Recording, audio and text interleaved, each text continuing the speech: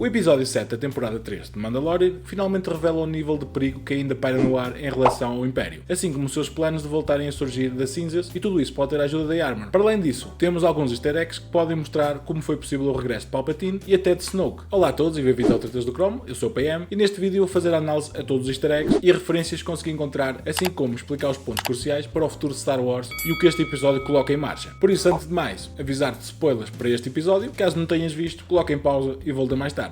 I have spoken.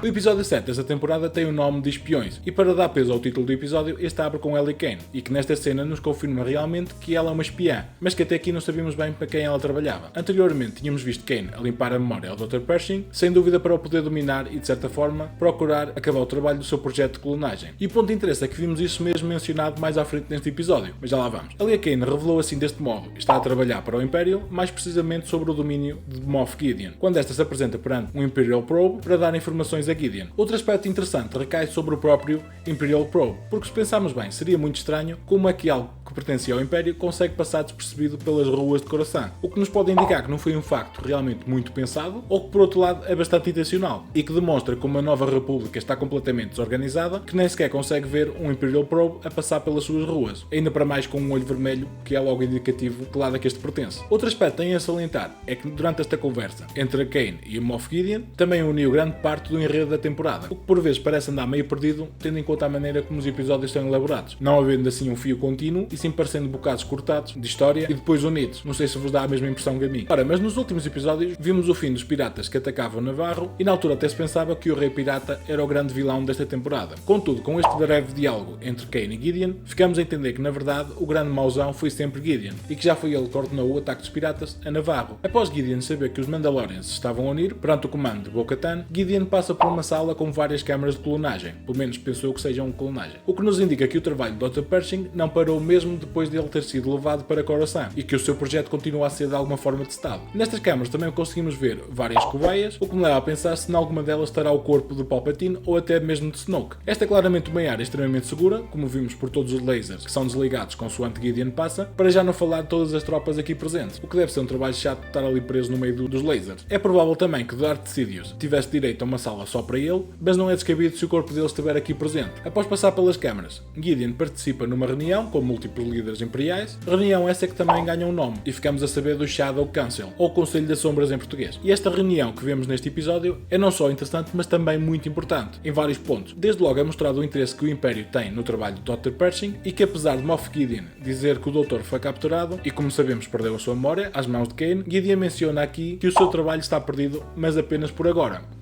O que nos indica que este inimigo da Nova República ainda tem uso para o trabalho do Doutor. Talvez de certa forma a memória do Dr. Pershing ainda possa ser restaurada e com ela Gideon teria acesso aos planos de clonagem. Aqui também ficamos a saber da preparação da chegada de Thrawn. Já não é a primeira vez que o grande Admiral Thrawn é mencionado na série de Mandalorian. Contudo, neste episódio temos estendido o tapete para o seu grande regresso, sendo que a Lucasfilm já confirmou a aparição em live action do vilão para a próxima série da Ahsoka, cujo até podemos ver um pouco dele no trailer. Nesta reunião, um dos participantes do Conselho das Sombras é identificado como o Capitão Pellaeon, que insiste que o regresso do grande Admiral Thrawn está próximo. Thrawn é mencionado como aquele que restaurará o poder militar do Império, o que permitirá ao comandante Hux desenvolver o projeto Necromancer. Ora, esta menção de Thrawn antecipa a sua aparição na série da Ahsoka, assim como noutros projetos mandalorianos, que nos foi apresentado no Star Wars Celebration. Inclusive, eu creio que o vilão apenas terá um papel muito importante, mas para o filme que culminará nesta parte de todo o Mandoverse. Mas outros líderes imperiais do Conselho das Sombras é Brandon Locks, que foi introduzido na trilogia Aftermath, escrita por Shek Wending. Brandon Locks é o pai de Artimage Hux, personagem que aparece na trilogia sequela de Star Wars. Segundo o que percebemos aqui, Brandon Locks está a acumular recursos militares e a trabalhar no projeto Necromancer. Isto estará provavelmente relacionado com o plano de ressuscitar o Imperador Palpatine através da clonagem. Porém, isto não deixa de ser estranho, dado que Hux e a Primeira Ordem desconheciam da ressurreição do Imperador no último filme de Star Wars, Rise of Skywalker, o que mostra mais um bocado da confusão que foi a trilogia sequela. Independentemente disso, é claro que o projeto Necromancer será vital essencial para o futuro de Star Wars, seja através da ligação à trilogia sequela ou ao filme que vai sair deste culminar todo do Mandoverso. Outro easter egg que achei muito interessante durante esta reunião do Conselho das Sombras chega por parte das solicitações de Gideon. Devido aos seus planos e à luta contra os Mandalorianos, Gideon solicitou 3 guardas Praetorian para sua proteção. Os guardas Praetorian foram apresentados tanto na trilogia prequela de Star Wars como na trilogia de sequela, tendo protegido o Imperador e o líder supremo Snoke, isto respectivamente. O pedido destes 3 guardas por parte de Gideon prova que ele está à espera de retaliações para os seus planos e precisa de guardas de elite para o proteger, o que nos pode dar a entender também que ele sente que tem a mesma posição perante o Império como tinha, por exemplo, o Imperador ou até o líder supremo Snoke. E prova disso foi até ele mencionar que se calhar estavam a precisar de uma nova liderança.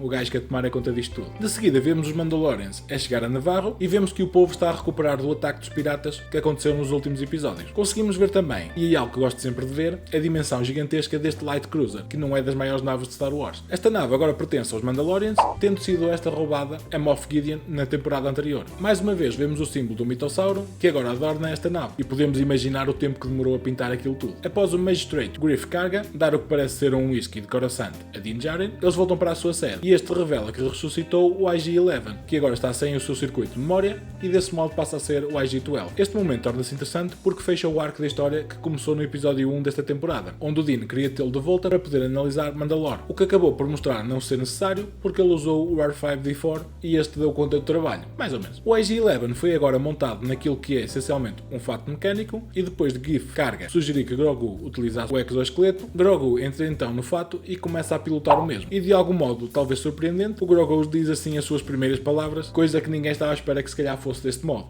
Yes. O facto também lhe dá agora mais possibilidade de entrar nos conflitos ou até de os parar, como ele faz mais à frente deste episódio. Nesta cena também há outro easter egg bastante engraçado e que faz ligação ao primeiro episódio, com Grogu a mostrar-se entusiasmado por ver o Anzelian e por outro lado, este a não se mostrar nada contente e chama a Grogu um bebê mau.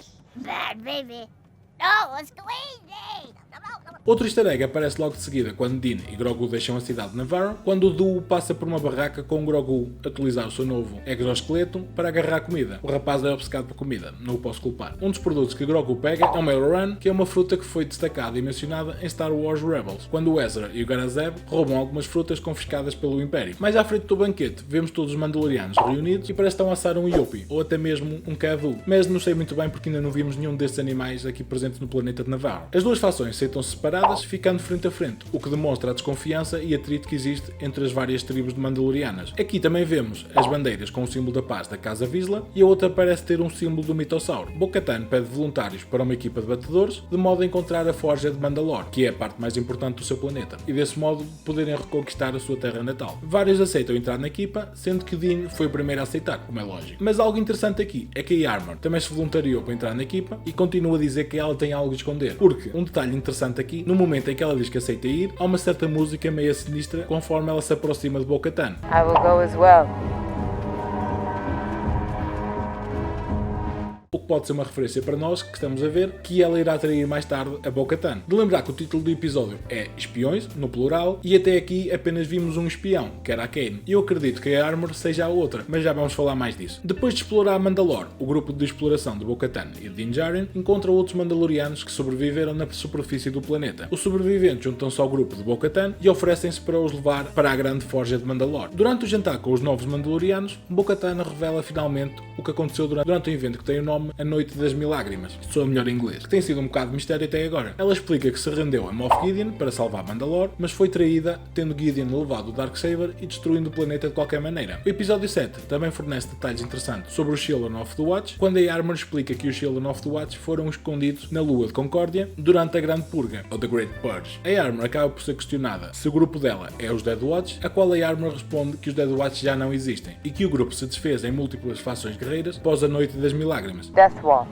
exists no longer. Ora, mas apesar da Armor dizer que a Dead Watch já acabou, será que é mesmo esse o caso ou será que ela está a esconder aqui algo mais? Porque enquanto ela diz isto, nós não conseguimos ver a sua expressão por causa do capacete, por isso temos que nos virar para factos que são apresentados durante os episódios. E fatos esse é que até neste mesmo episódio aparece pelo menos um Mandaloriano com um símbolo do Dead Watch, isto no seu ombro. Pode indicar que este ainda faz parte do grupo que supostamente a Armor diz que já não existe. Outro facto a ter em conta é o próprio capacete da Armor, porque em Clone Wars os Mandalorianos que serviam Darth Maul tinham cornos nos seus seus capacetes. Cornos estes que também vemos mais tarde neste episódio no capacete de Moff Gideon, o que nos poderá indicar que a Armor tem uma ligação a Moff Gideon e que mesmo que a Death Watch já não exista, podem ainda perdurar as suas ideologias. Mas toda esta conversa sobre a separação do povo mandaloriano é um bom easter egg para a caminhada de Bo-Katan e do que vimos dela até agora em Star Wars. Bo-Katan menciona que Mandalore sempre foi demasiado poderoso para qualquer inimigo derrotar e que só a divisão entre os Mandalorianos é que os destruiu completamente. Isto faz uma ligação a Clone Wars, na qual Bo-Katan desempenhou um papel fulcral na divisão do povo ao tomar a decisão de ficar do lado da Death Watch, em vez de ficar com a sua irmã Satine. Isto permitiu a que Darth Maul assumisse o controle de Mandalore, resultando na morte da sua irmã Satine, e assim desse modo iniciou a jornada de Bo-Katan. Após isso, enquanto Din e companhia se dirigiam para a Forja, a Armor separa-se deles e leva os sobreviventes que precisam de cuidados para o Light Cruiser dos Mandalorians, o que é extremamente conveniente, se querem que vos diga, tendo em conta o que vai acontecer a seguir no episódio. E digo mais uma vez, a Armor tem algo a esconder.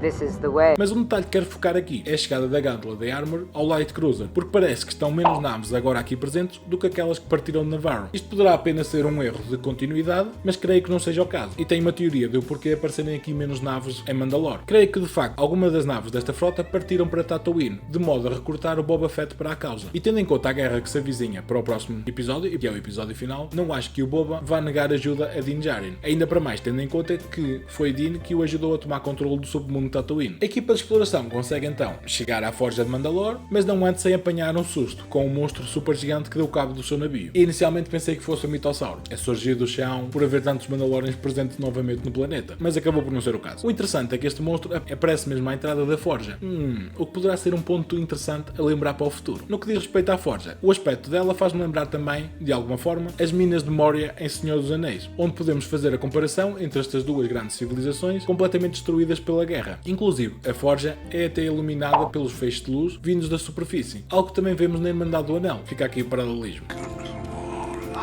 O final do episódio 5 desta temporada deu a entender que Moff Gideon tinha escapado ao seu aprisionamento e havia registro do metal de Beskar na nave em que o transportava, sugerindo o seu envolvimento com Mandalorians. Para além disso, no início deste episódio, a maneira como ele pergunta quais são os Mandalorians sugere a sua ligação a eles. Which Mandalorians?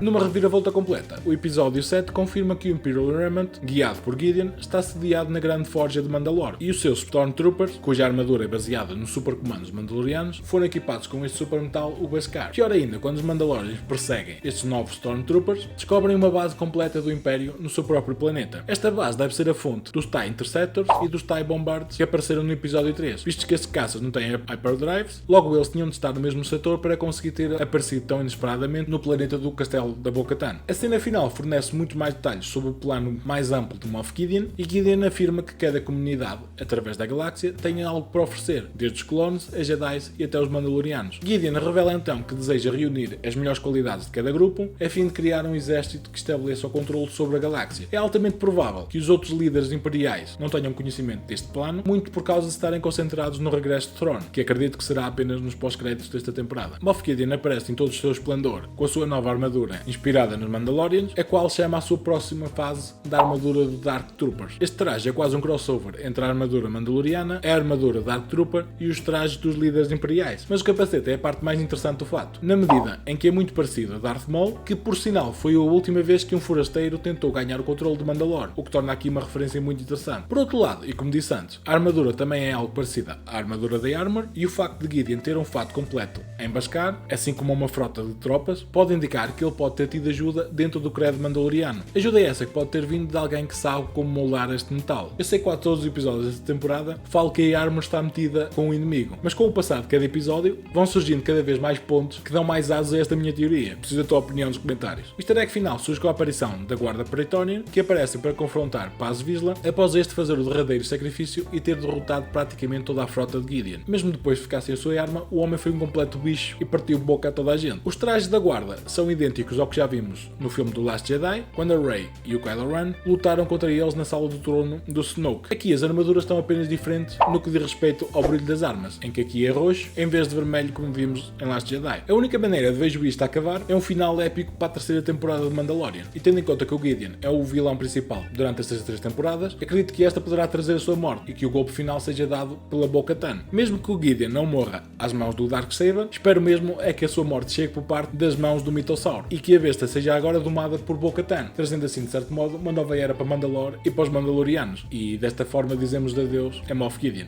Yes. Para o episódio final, apenas tenho um medo, é que simplesmente a Lucasfilm decida matar o Din Djarin, só para causar aquele momento de choque. Porque acredito que se isso acontecer, muitos fãs vão deixar de ver a série, e apenas digo isto por causa das palavras do diretor no Star Wars Celebration deste ano. Palavras essas que me deixaram muito a pensar no assunto, visto que ele disse que este episódio final vai deixar os fãs alegres, mas ao mesmo tempo muito pensativos. O que me dá aquele medo miudinho por causa do Din Djarin, visto que no final deste episódio ele foi separado do resto dos Mandalorianos e que está agora preso numa sala de interrogação. Pessoalmente gostava de ver o Boba Fett a fazer o salvamento do Din Djarin, mas talvez acabe mesmo por ser o Grogu numa mistura entre o uso do IG-12 e dos seus poderes Jedi. No que toca a Thrawn, como disse antes, acho mesmo que este só vai aparecer numa cena pós-créditos, talvez também com alguma aparição de Bo-Katan ou até mesmo do Luke Skywalker. Ora, assim chego ao fim a análise deste episódio e o que é que achaste dele e o que esperas para o próximo. Diz-me a tua opinião nos comentários. Se gostaste deste vídeo, não esqueças de deixar um gosto e de subscrever o canal, isso ajuda-me bastante e eu agradeço. E para não perder nada sobre os principais destaques do Mundo Geek, visita diariamente tratadochrome.pt. Se quiseres apoiar o canal e ainda obter descontos porreiros quando compras os teus jogos, utiliza o meu link que está na descrição para fazer as compras dos teus jogos na Instant Gaming. Obrigado por teres assistido, eu sou o PM e eu vejo-te por aqui.